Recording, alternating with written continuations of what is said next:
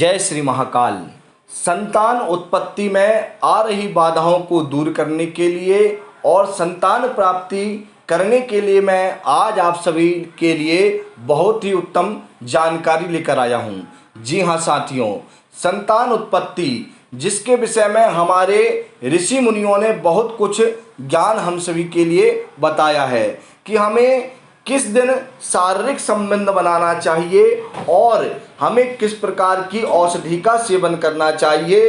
इसी के साथ हमें किस दिन यह प्रक्रिया शारीरिक संबंध बनाने वाली करनी चाहिए जिससे कि उत्तम संतान प्राप्ति हो सके और संतान प्राप्ति में आ रही बाधाओं को दूर कर सकें। साथ ही जो स्त्रियां संतान सुख से वंचित हैं, बांझ आदि कही जाती हैं, वह भी संतान सुख प्राप्त कर सके। जी हाँ साथियों, इसी सभी के विषय में आज मैं आप सभी को विस्तार से जानकारी देने वाला हूँ। मैं जो आपको जानकारी देने वाला हूँ, यह जानकारी बहुत ही दुर्लभ और गूढ़ रहस्य से रची हुई है साथियों। इसे मैं आप सभी को बहुत ही सरलता से आज यहाँ पर समझाने वाला हूँ कि संतान उत्पत्ति के लिए हम सभी को किन बातों का ध्यान रखना चाहिए, किस प्रकार से शारीरिक संबंध बनाना चाहिए और क्या औषधि हमें ग्रहण करना चाहिए और किस दिन करना चाहिए।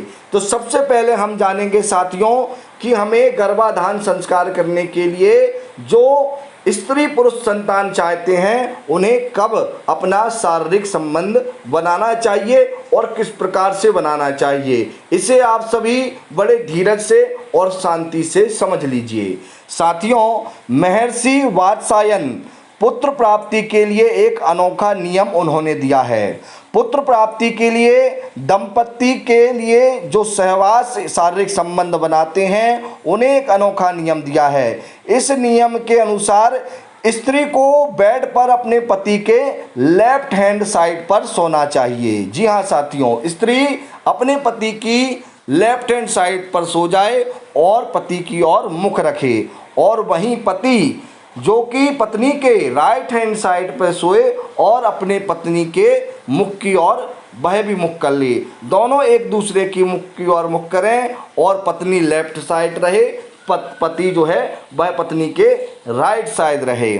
थोड़ी देर बाईं करवट सोने से दायां सुर चालू हो जाएगा स्त्री का। दायां सुर चालू होना अर्थात साथियों नाक के जो दोनों स्वर हैं, सीधे हाथ तरफ का और उल्टे हाथ तरफ का, इन दोनों से जो श्वास आती है उसमें से जब राइट साइड से मतलब सीधे हाथ तरफ के नाक के छिद्र से जब तेज सांस आने लगे तब माना जाता है कि वह दायां स्वर चालू हो गया है। और जब महिला का थोड़ी देर बाद सोने से दायां स्वर चालू हो जाता है बाईं करवट लेने से और दाईं करवट लेने से बायां स्वर चालू हो जाता है। इसीलिए साथियों ऐसे में दाईं करवट सोने वाले पुरुष का दायां स्वर चलने लगेगा। जी हाँ साथियों, पुरुष जो कि दाईं ओर सोया हुआ है, दाईं ओर सोने से पुरुष का दायां सुर चालू होगा तथा बाईं ओर स्त्री का बायां सुर चालू हो जाएगा। बाईं ओर जो स्त्री सोई हुई है वह अपने पति की ओर मुख करके तो उसका साथियों बाईं ओर सोई स्त्री का बायां सुर चालू होगा और जो दाएं ओर सोया हुआ उसका दायां चालू होगा। और जब ऐसी स्थिति हो जाए कि साथियों पुरुष का दायां स्वर चले और स्त्री का बायां स्वर चले, उस समय जब ऐसी स्थिति हो तब दंपति शारीरिक संबंध बनाए। उस समय किया गया गर्भाधान शुभ होता है और वह समय गर्भाधान के लिए उत्तम माना गया है। उस समय किया गया गर्भाधान संतान उत्पत्ति में उत्तम है और पुत्र आदि प्राप्ति कराने वाला हो जाता है। साथियों, मैंने आपको यह विस्तार से समझाया है। यदि आप नहीं समझ पाए हैं तो आप मुझसे इस विषय में और जानकारी प्राप्त कर सकते हैं। अब आपको मैं रात्रि एवं दिन के विषय में विस्तार से समझा दूं कि किस दिन हमें यह प्रक्रिया करनी चाहिए। पुत्र प्राप्ति के लिए कब करें और स्त्री प्राप्ति के लिए कब करें। पुत्र प्राप्ति के लिए मासिक धर्म शुरू होने वाले दिन से, जी हाँ, जिस दिन से मासिक धर्म शुरू हुआ है उस दिन से लेकर चौथी, छठी, आठवीं, 10वीं, 12वीं, 14वीं और 16वीं इन रातों को संभोग अर्थात शारीरिक संबंध बनाने से पुत्र की प्राप्ति होती है। और पुत्री की कामना करने वाले लोगों को जिस दिन से मासिक धर्म प्राप्त हुआ है उस दिन से 5वीं, 7वीं, 9वीं, 11वीं, 13वीं और 15वीं रात्रि को किया गया संभोग अर्थात शारीरिक संबंध से पुत्री की प्राप्ति होती है, ऐसा भी ऋषियों का मत है।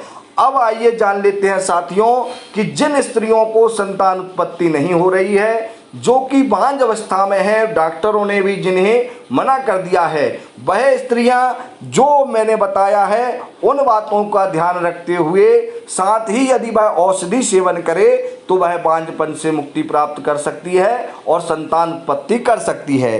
क्या करना है साथियों, उसके विषय में विस्तार से समझ लीजिए।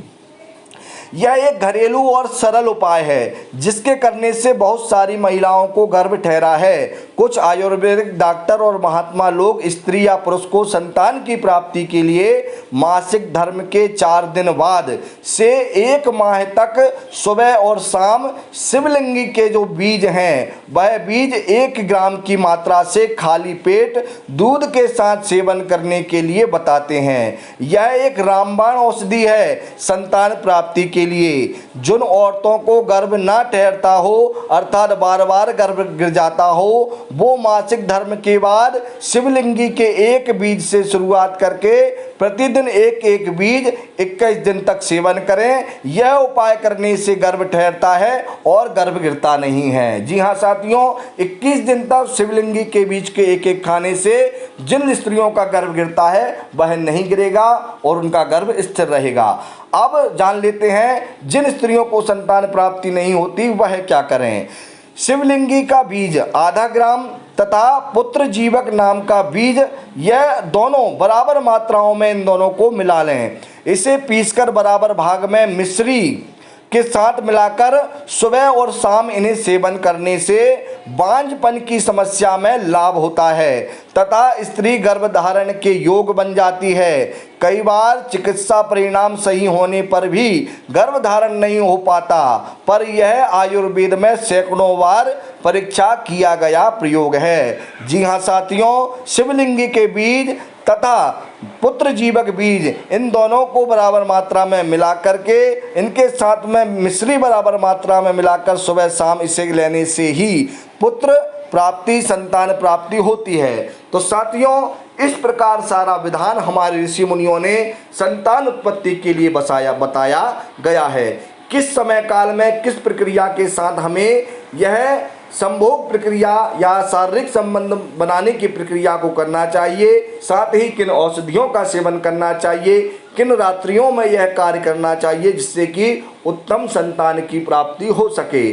साथियों, सारी जानकारी मैंने आप सभी के लिए बता दी है। आप सभी को यह जानकारी अच्छी लगी है तो वीडियो को लाइक करें, चैनल को अवश्य सब्सक्राइब करें और इस विषय में यदि कुछ आप नहीं समझ पाए हैं तो उसे विस्तार से समझने के लिए आप हमसे संपर्क कर सकते हैं। जी हाँ साथियों, वीडियो को आप सभी अवश्य लाइक कर लें। कमेंट बॉक्स में आप मुझे अवश्य बताएं यह सारी जानकारी आप सभी को कैसी लगी।